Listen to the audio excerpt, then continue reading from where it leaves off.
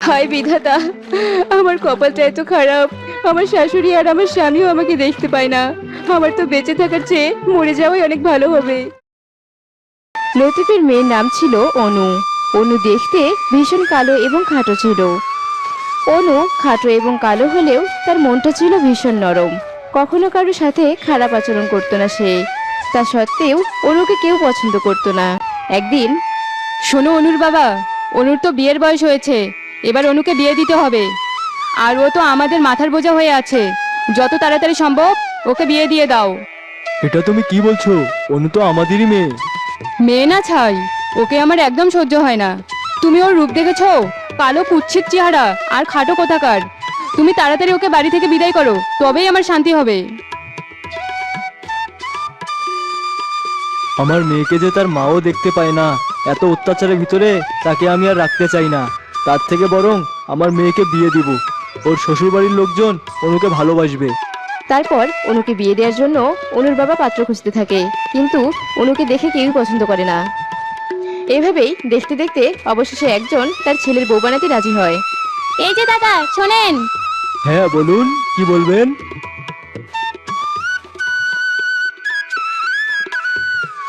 আপনার মেয়েকে আমাদের পছন্দ হয়েছে।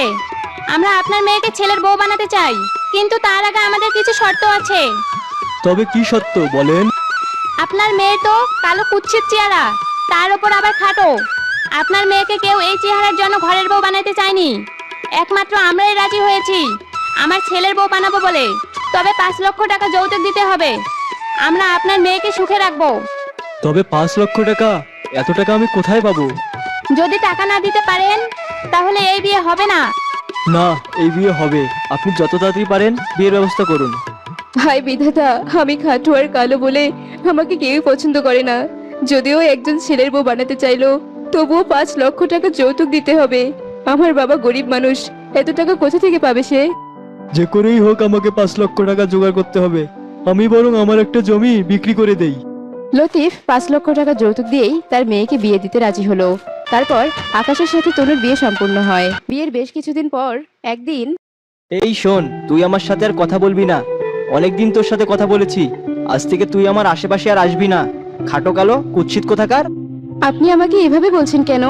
আমি খাটো আর কালো হয়েছি, এতে আমার কি দোষ বলুন? আর আপনি তো আমার স্বামী, আপনি আমার স্বামী হয়ে আমাকে এভাবে বলতে পারেন? চুপ, চুপ কর বলছি। তুই আমার মুখে মুখে তর্ক করছিস। আকাশের চিৎকার চেঁচামেচি শুনে অনুর শাশুড়ি সেখানে চলে আসে আর বলে, কি হয়েছে বাবা? তুই এভাবে চিৎকার করছিস কেন? আর এই কালো কুৎসিত খাটো মেয়েটা এখানে কি করছে? এই মেয়ে, তোর কি কোনো কাজ নেই? তোকে আমার ছেলের বউ করে নিয়ে এসেছি বসে বসে খাওয়ার জন্য। ঘরের কত কাজ পড়ে আছে, এগুলো করবেটা কে শুনি? মা, তুমি একে আমার চোখের সামনে থেকে সরাও তো। একে যে আমার আর সহ্য হয় না। চুপ কর বাবা, চুপ কর। একে যে টাকার জন্য ছেলের বউ বানিয়েছি। এই পোড়ামুখী, এখানে দাঁড় হয়ে আমাদের কথা শুনছিস? এখন থেকে তুই বাড়ির সব কাজ করবি। যা এবার কাজে লেগে পড় দেখি। হায় বিধাতা, তুমি আমাকে কালো আর খাটো বানালি কেন? আমি যদি সুন্দর হতাম তাহলে আমার সাথে কেউ খারাপ ব্যবহার করতো না। আমি কালো বলে সবাই আমাকে অপমান করে। অনু মন খারাপ করে এসব বলছিল। হঠাৎ তখনই অনুর হাত থেকে একটা কাঁচের গ্লাস মাটিতে পড়ে ভেঙে যায়। গ্লাস ভাঙার শব্দ শুনে অনুর শাশুড়ি সেখানে চলে আসে আর বলে, এই পোড়ামুখী, এটা তুই কি করলি? তোর এত বড় সাহস, তুই আমার শখের কাচের গ্লাসটা ভেঙে ফেললি? তোকে আজ আমি মেরেই ফেলবো। এই বলে অনুর শাশুড়ি অনুকে খুব জোরে জোরে মারতে থাকে। আহ মা, খুব লাগছে মা, আমাকে ছেড়ে দিন। আমি তো ইচ্ছে করে গ্লাসটা ভাঙিনি, আমাকে দয়া করুন, আমাকে ছেড়ে দিন মা। দয়া? দয়া করবো তোকে?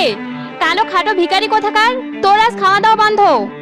তারপর সেখানে আকাশ চলে আসে আর বলে, মা, তুমি ওকে কিভাবে মারলে?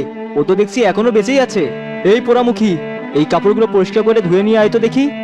তারপর অনু কাপড়গুলো নিয়ে নদীর ঘাটে যায় আর কান্না করতে করতে বলতে থাকে, হায় বিধাতা, আমার কপালটা এত খারাপ। আমার শাশুড়ি আর আমার স্বামীও আমাকে দেখতে পায় না। আমার তো বেঁচে থাকার চেয়ে মরে যাওয়াই অনেক ভালো হবে। আর ঠিক তখনই একটা শাকচুন্নি অনুর সব কথা শুনতে পায় এবং শাকচুন্নিটি অনুর কাছে আসে। এই মেয়ে, তুমি আর কেঁদো না। আমি তোমার সব কথা শুনেছি, তুমি আর চিন্তা করো না। ওরে বাবা, এ তো দেখছি শাকচুন্নি। তুমি ভয় পেও না, আমি ভালো শাকচুন্নি, তোমার সব দুঃখ কষ্ট দূর করে দেব। তুমি সত্যি বলছো শাকচুন্নি? হ্যাঁ আমি সত্যি বলছি, এবার তুই বাড়িতে যা।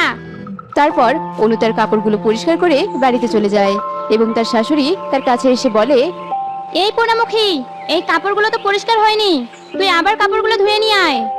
হ্যাঁ মা, তুমি ঠিক বলেছো, একটা কাজও ঠিক মতো করতে পারিস না।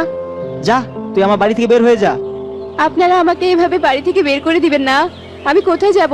আমার যে যাওয়ার কোনো জায়গা নেই। ঠিক তখনই শাকচুন্নি তাদের বাড়িতে আসে আর বলে,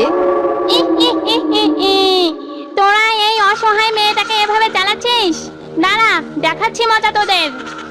ওরে বাবা, এ তো দেখছি শাকচুন্নি। বাবা আকাশ, এই শাকচুন্নিটাকে এখান থেকে তুই তাড়িয়ে দে। আমি কিভাবে শাকচুন্নিকে তাড়িয়ে দেবো? আমিও তো শাকচুন্নিকে ভয় পাই। তোরা আমার হাত থেকে কোথাও পালাতে পারবি না, তোদের পাপের শাস্তি তোদের পেতেই হবে। এই বলে শাকচুন্নি অনুর শাশুড়িকে আর অনুর স্বামীকে পিঁপড়ার সমান করে দেয়। তোকে আর কেউ মারবে না, এখন থেকে তুই নিশ্চিন্ত। শাকচুন্নি, তুমি আমার শাশুড়িকে আর আমার স্বামীকে ছেড়ে দাও। ওনারা আমাকে যতই অপমান করুক না কেন, তবুও ওনারা আমার শাশুড়ি আর স্বামী। না, ওদের আমি ছেড়ে দিব না। যারা তোর সাথে এতদিন খারাপ ব্যবহার করেছে, আর তুই কিনা তাদেরকে আজ ছেড়ে দিতে বলছিস? শাকচুন্নি, ওনারা এতক্ষণে ওনাদের ভুল বুঝতে পেরেছেন। তুমি ওদেরকে ছেড়ে দাও এখন। আচ্ছা, এত করে যেহেতু বলছিস, সেহেতু তোর শাশুড়ি আর স্বামীকে ছেড়ে দিচ্ছি। এই বলে শাকচুন্নি আকাশকে এবং অনুর শাশুড়িকে ছেড়ে দেয়।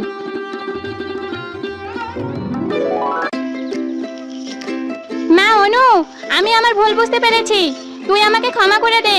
আসলে তোর সাথে এমন আচরণ করা আমাদের ঠিক হয়নি। অনু, মা ঠিকই বলেছে, আমরা আমাদের ভুল বুঝতে পেরেছি, আমাদের ক্ষমা করে দাও। আপনারা আপনাদের ভুল বুঝতে পেরেছেন, এটাই অনেক। এরপর অনু এবং আকাশ খুব হাসি খুশিতেই তাদের দিন কাটাচ্ছিল।